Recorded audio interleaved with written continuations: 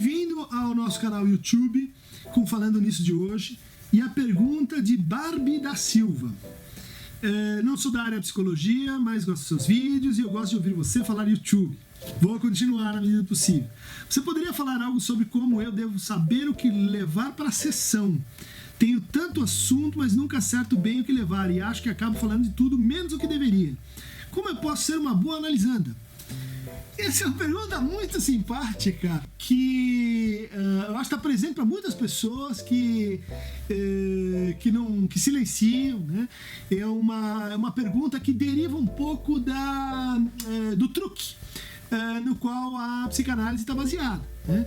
Quando você vai a um analista, ele vai te convidar, explícita ou implicitamente, a falar tudo o que te vem à mente, né? A falar sem crítica, a falar sem, assim, suspendendo o que normalmente a nossa fala cotidiana está baseada no que os outros vão achar, né? Então eu não falo certas coisas porque o outro vai me dizer isso, porque o outro vai me criticar. O ponto essencial da prática psicanalítica é tentar chegar a uma fala que fosse, então, por associação livre, né?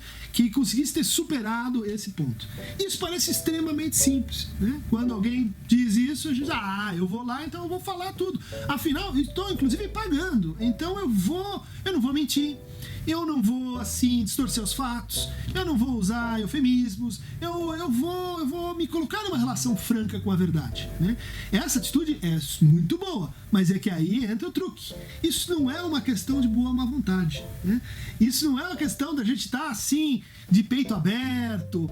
Existem forças, existem impedimentos que agem na gente mesmo sem a gente querer, mesmo sem a gente saber. Então, isso que você diz assim, tem algo que eu queria falar, mas daí chegou na sessão e aquilo não vem, ou aquilo, mesmo que às vezes eu falo do tema, eu não falo exatamente aquilo que eu queria, esse é o fulcro de toda aventura, né? Porque isso que está pedindo por se dizer, pedindo para que a gente diga melhor, pedindo para que a gente encontre a palavra no seu tempo certo, que consiga reinventar e refazer aquela experiência. Isso é extremamente difícil. Esse é o truque, é de propor uma tarefa, assim, que seria aparentemente fácil de fazer, mas eu gosto muito de uma definição que o Lacan dá do processo psicanalítico. Ele diz assim, no começo, o paciente chega, ele fala de si, mas ele não fala com o analista. Daí, no segundo momento, ele fala com o analista, mas ele não fala de si. Quando ele consegue falar de si com o analista, acabou a análise, né? Ou seja, é muito difícil, né? Essa ideia de que tem algo faltando, de tem algo que se repete no silêncio, se repete no esquecimento, se repete no tema. Ela é essencial, porque é ali que está o inconsciente, é ali que está aquilo que está pedindo por ser dito, mas que a gente não consegue pôr em palavras. E daí isso é dito por outras vias, né? Pelo nosso sintoma, pelas nossas angústias, pelas nossas inibições.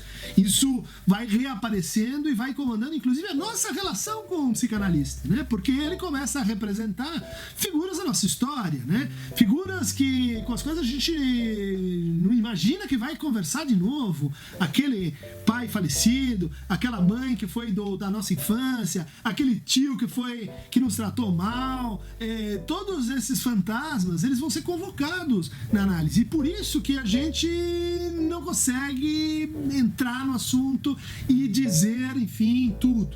Também porque tudo é impossível de dizer, né? A verdade, diz o Lacan, é sempre semidita. A verdade tem que ver com o tempo e tem que ver com a limitação das palavras. As palavras, elas não estão aí, assim, disponíveis simplesmente para a gente usar como ferramentas e falar o que está dentro da nossa cabeça e exteriorizar. As palavras, elas têm uma lógica própria, né? É o que a gente poderia chamar de resistência do discurso, né? De como as pessoas, você pode imaginar, tanta coisa para dizer, tantos assuntos, tantas experiências, por que as pessoas sempre dizem a mesma coisa?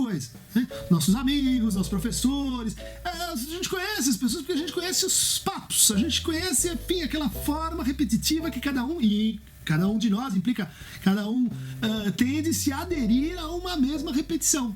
Essa repetição é o que vai ser atravessado no tratamento, mas gradualmente, né? Essa é a tarefa, né? Se confrontar com isso, atravessar isso, e no momento que isso, vamos dizer assim, que a gente desiste, né? Que a gente saca que tudo não pode ser dito, a análise então alcança o seu objetivo, né? Que é reinventar a nossa experiência com o desejo. Desejo, assim como o amor, é uma coisa que depende do que a gente fala, do que a gente faz, né?